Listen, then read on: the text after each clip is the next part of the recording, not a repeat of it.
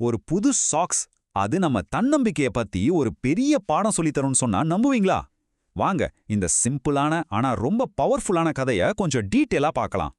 நம்ம பெரியவங்க சொல்லி கேட்ட ஒரு பழமொழி, ஆள் பாதி ஆடை பாதி. நம்ம எல்லாரும் இதை கண்டிப்பா கேட்டிருப்போம். ஆனா இதோட உண்மையான அர்த்தம் என்ன? இன்னைக்கு தேதிக்கு இது எந்த அளவுக்கு பொருந்தும்னு நினைக்கிறீங்க? இந்த பழமொழி என்ன சொல்ல வருதுன்னா, ஒருத்தரோட கேரக்டரும் பர்சனாலிட்டியும் எவ்ளோ முக்கியமோ, அதே அளவுக்கு அவங்க தங்களை எப்படி வெளியில காட்டிக்கிறாங்கன்றதும் முக்கியமா. சிம்பிளா சொல்லணும்னா, உங்க தோற்றம் தான் உங்க அடையாளத்துல பாதி நிக்கு. ஆனா ஒரு நிமிஷம் யோசிங்க. நாம வாழ்ற இந்த உலகத்துல எல்லாரும் இன்னர் பியூட்டி, அதாவது அக அழக பத்தி தான் பேசிட்டு இருக்காங்க. அப்படி இருக்கும்போது ட்ரெஸ்ஸுக்கு இவ்ளோ முக்கியத்துவம் கொடுக்கிற இந்த பழைய கருத்து உண்மையிலே ஒர்க் அவுட் ஆகுமா? என்ன சொல்றீங்க? நம்ம ட்ரெஸ்ஸால நம்மள டிஃபைன் பண்ணிட முடியுமா? சரி, இந்த கேள்விக்கு பதில் தெரிஞ்சுக்க வாங்க நாம ராமோட கதைக்குள்ள போலாம். அவர் இந்த பழமொழிய ரொம்ப ஆழமா நம்பின ஒருத்தர். ராம், அவர் ஒரு பயங்கர ஃபேமஸான ரேடியோ ஜாக்கி. அவரோட குரலுக்கும் அவர் சொல்ற விஷயங்களுக்கும் மக்கள் அப்படியே மயங்கி கிடப்பாங்க. அவங்கள சிரிக்க வைப்பாரு, சிந்திக்க வைப்பாரு. ஆனா இங்க ஒரு இன்ட்ரெஸ்டிங்கான விஷயம் என்னன்னா, அவர் ரேடியோக்குள்ள பேசுறப்ப கூட ஃபுல் கோட் சூட்டோட தான் இருப்பாராம். அது மட்டும் இல்ல, டைம்னா டைம் தான். பங்க்சுவாலிட்டிக்கு இன்னொரு பேரு ராம். இப்படி அவரோட புகழ் ஏறிட்டே இருந்தப்போ அவரோட வாழ்க்கையில ஒரு மிகப்பெரிய வாய்ப்பு கதவை தட்டுச்சு. ஆனா அது கூடவே ஒரு சின்ன சர்ப்ரைஸும் வந்துச்சு. அது என்னன்னா, ஒரு டெலிவிஷன் இன்டர்வியூ. அடேங்கப்பா! முதல் முறையா அவரோட குரலை மட்டுமே கேட்டு ரசிச்ச லட்சக்கணக்கான ரசிகர்கள் அவரை நேர்ல பார்க்க போறாங்க. இது எவ்வளவு பெரிய மொமெண்ட் இல்லையா? ஆனா இங்கே தான் ஒரு ட்விஸ்ட். பங்க்சுவாலிட்டிக்கு பேர் போன நம்ம ராம், அவரோட வாழ்க்கையிலேயே ரொம்ப முக்கியமான அந்த இன்டர்வியூவுக்கு கரெக்டா 10 நிமிஷம் லேட்டா வராரு.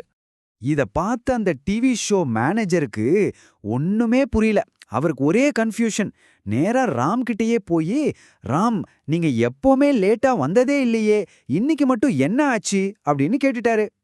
அந்த மேனேஜர் ஒரு சாதாரண பதிலை எதிர்பார்த்திருக்கலாம். ஆனா ராம் சொன்ன காரணம் அது அவரோட வாழ்க்கை தத்துவத்தையே படம் பிடிச்சு காட்டுச்சு.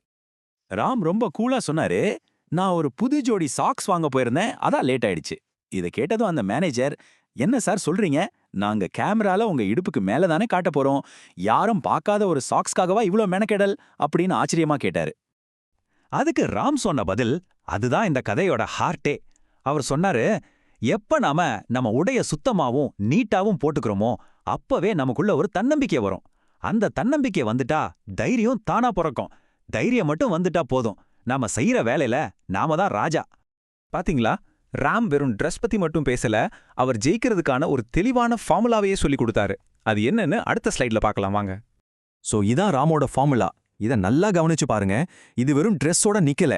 ஒவ்வொரு ஸ்டெப்பும் அடுத்த ஸ்டெப்புக்கு பேஸ்மெண்டா இருக்கு. அதாவது மத்தவங்க கண்ணுக்கு தெரியாத ஒரு சின்ன விஷயத்துல ஆரம்பிக்கிற அந்த நேர்த்தி உங்களுக்குள்ள ஒரு சைக்காலஜிக்கல் ஷிஃப்ட்டை உருவாக்குது. அதுதான் செல்ஃப் கான்ஃபிடன்ஸ். அந்த கான்ஃபிடன்ஸ் எந்த சவாலையும் ஃபேஸ் பண்ற தைரியத்தை கொடுக்கும். கடைசியா அந்த தைரியம் தான் உங்களை உங்க ஃபீல்ட்ல கிங்கா மாத்துது.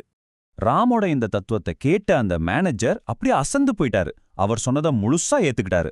அப்புறம் என்ன, அந்த இன்டர்வியூ ஒரு மிகப்பெரிய ஹிட் ஆச்சு. அன்னையிலிருந்து ராம் கான்ஃபிடன்ஸ் ஹீரோ அப்படின்னே அறியப்பட்டார்.